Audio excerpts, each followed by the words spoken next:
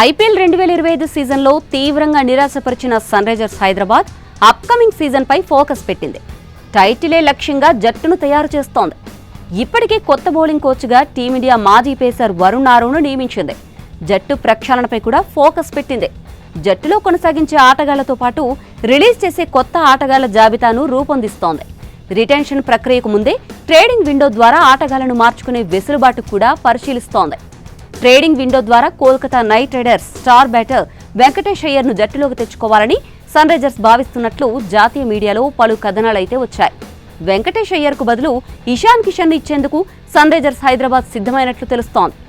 మరోవైపు వెంకటేష్ అయ్యర్ను వదులుకునేందుకు కేకేఆర్ ట్రేడింగ్ విండో ఓపెన్ చేసినట్లు ప్రచారం జరుగుతోంది. ఇటు ఐపీఎల్ 2025 మెగా వేలంలో వెంకటేష్ అయ్యర్ను కేకేఆర్ 23,75,00,000 భారీ ధరకు కొనుగోలు చేసింది. కానీ అతనైతే దారుణంగా విఫలమయ్యాడు. 20 పరుగుల సగటుతో 142 పరుగులు మాత్రమే చేశాడు. మరోవైపు ఇషాన్ కిషన్ 354 పరుగులు చేశాడు.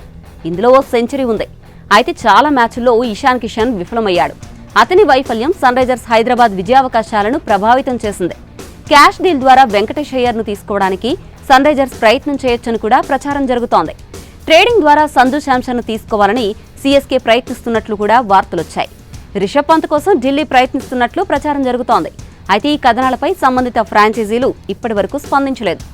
ఇక ఇలా ఓ జట్టు నుంచి మరో జట్టుకు ఎలా ట్రేడ్ అవుతుందో తెలుసుకోవాలి అంటే కొన్ని విషయాలు తెలియాలి. ఆటగాళ్లను ఒక జట్టు నుంచి మరో జట్టుకు పరస్పర అంగీకారంతో మార్చుకోవడాన్ని ట్రేడింగ్ అంటారు. ఐపీఎల్లో ట్రేడింగ్ 2 దశల్లో జరుగుతుంది. ఐపీఎల్ సీజన్ ముగిసిన 7 రోజుల తర్వాత ట్రేడింగ్ విండో ఓపెన్ అవుతుంది. తదుపరి సీజన్ కోసం వేలం నిర్వహించే వారం రోజుల ముందు వరకు ఇది కొనసాగుతోంది. ఈ సమయంలో ఫ్రాంచైజీలు ఆటగాళ్ల కోసం సంప్రదింపులు జరుపుకోవచ్చు. ఇదంతా ఫస్ట్ ఫేజ్లో భాగం. ఇక రెండో దశలో ఐపీఎల్ వేలం ముగిసిన మరుసటి రోజు ఓపెన్ అవుతుంది. తదుపరి ఐపీఎల్ సీజన్ ప్రారంభానికి 30 రోజుల ముందు వరకు కొనసాగుతోంది.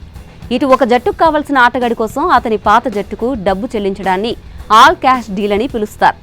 గతంలో హార్దిక్ పాండ్యా గుజరాత్ టైటాన్స్ నుంచి ముంబైకి, క్యామరూన్ గ్రీన్ ముంబై ఇండియన్స్ నుంచి ఆర్సీబీకి ఈ ట్రేడింగ్ విధానంలోనే సంబంధిత జట్టులో చేరారు.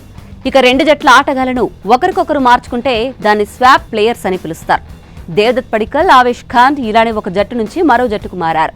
మరోవైపు ఆటగాడిని ట్రేడ్ చేసినప్పుడు సదరు ఆటగాడి ధరను టీమ్ శాలరీ పర్స్ నుంచి కట్ చేస్తారు.